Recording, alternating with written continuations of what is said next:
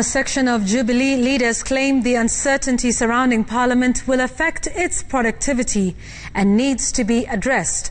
This as the Attorney General's office warned that dissolution of Parliament will trigger a constitutional crisis in the country, with the potential of affecting the election calendar and the term of the office of the President.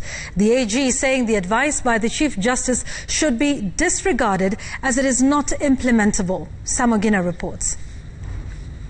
Feeling threatened and a cloud of doubt hanging over their heads, the MPs drawn from the Deputy President William Ruto's wing of the Jubilee Party wanted the Maraga dissolution of Parliament advice dispensed with. The MPs claiming that with their future challenged, their productivity is equally at stake, subsequently slowing down the government service delivery. If the government relies on Parliament for legislative proposal and now our legislative authority is being questioned by the CJ advisory for dissolution, we do not think that is a light matter. It needs to be discussed. This as the government, through the Attorney General Paul Kihara Kariuki, rejected the move by the Chief Justice advice to the President on dissolving Parliament over a failure to enact the 2/3 gender rule. The AG in his court papers filed by Solicitor General Ken Ogeto indicating the advice by Maraga will trigger a constitutional crisis, setting the stage for political, economic and social anarchy. The AG accusing the Chief Justice of acting in bad faith, disregarding public interest and adopting a position that will cause the most harm to the Republic of Kenya.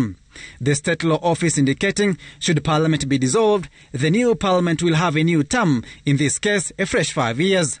This plunging the country into a full-blown constitutional crisis, putting into question the date of the next general election, which otherwise should by law be the second Tuesday of August in every 5th year.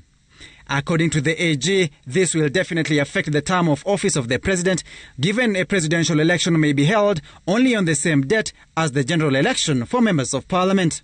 State Law Office further claims that CJ Maraga's decision left several gaps open. The AG indicating that while in a case of a vacancy in the position of a nominated MP, parties are to fill the position within 21 days, while in case of a vacancy in Parliament, a by-election should be conducted within 90 days. There are no timelines guiding elections in case of a dissolution of Parliament. The AG warning that the Constitution does not contemplate the absence of Parliament and that in fact the life of Parliament only expires on the date of the next general election.